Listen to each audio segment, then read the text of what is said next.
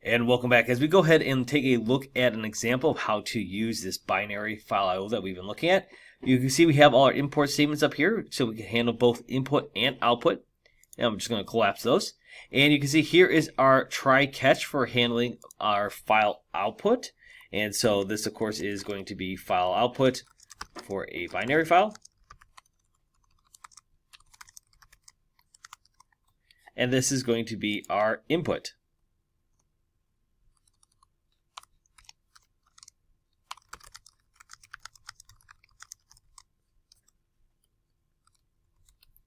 All right, and if we look, both of these are going to be using values.dat as their file that we're going to be reading from.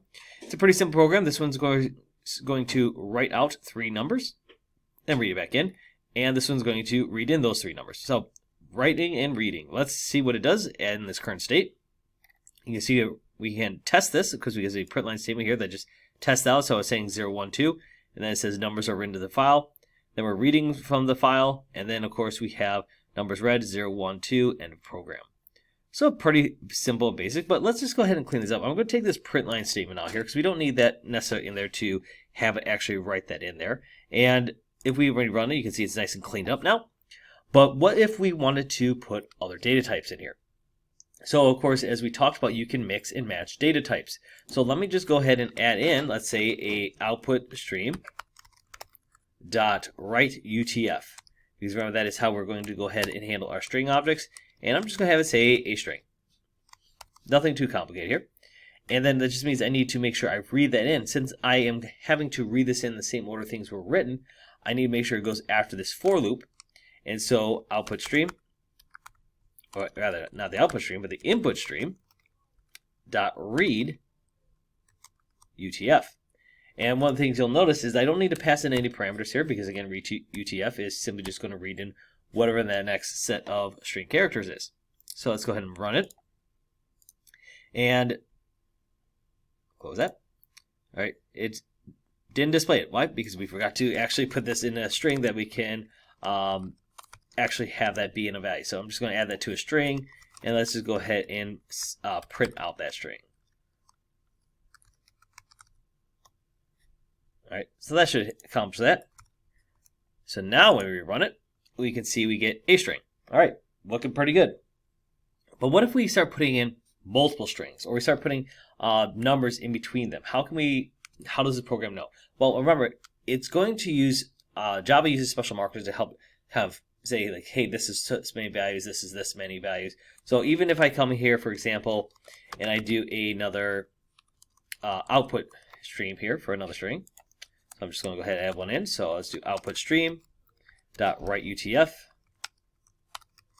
and let's just say another string, and then let's maybe write out a number.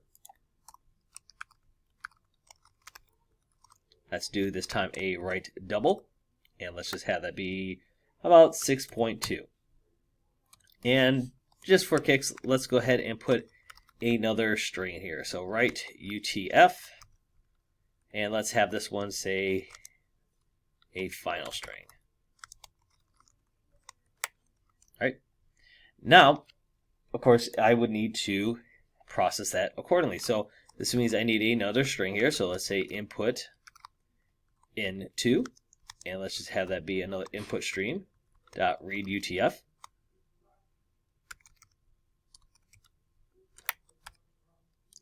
And we would assume then that our next thing needs to be a double. So let's have a double number and set that equal to input stream dot read double. And we, of course, can print that out at the end here, but let's take care of it. And let's go ahead and, of course, we got one more here, so let's handle that last string real quick. Input in 3, and set that to our final input stream.read UTF.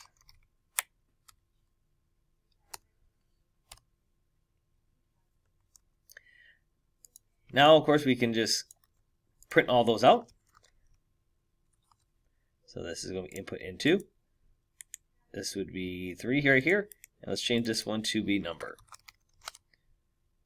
So now if we run this, we of course get the values that we are expecting. So we read those first three numbers, we get a string, another string, 62, and a final string. Now, one thing you might notice if you're going through here and you're looking at these methods, I'm going to show this real quick. We of course do have this option that says read line. However, if you look, there is a note here that says it's deprecated. It says this method does not properly convert bytes to characters. So even though there is a read line that is in here, it's not the method we want to use. So it's very important that you take note of that. If you're looking at these methods, you can see it's got a little line right through here in Eclipse, and there's a note that says deprecate. We want to make sure we're using that read UTF instead.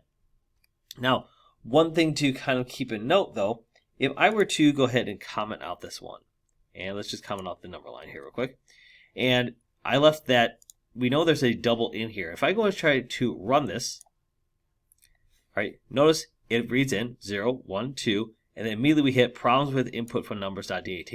Why is that a problem? Because if you remember, this is a right double. So it's looking technically for a string right now, but because it finds a double, it says there's a problem with input. So this is something that you can, of course, counter because it's a IO exception here. It's saying like, oh, I can't actually handle that because the number that's being fed to me is not what I'm expecting.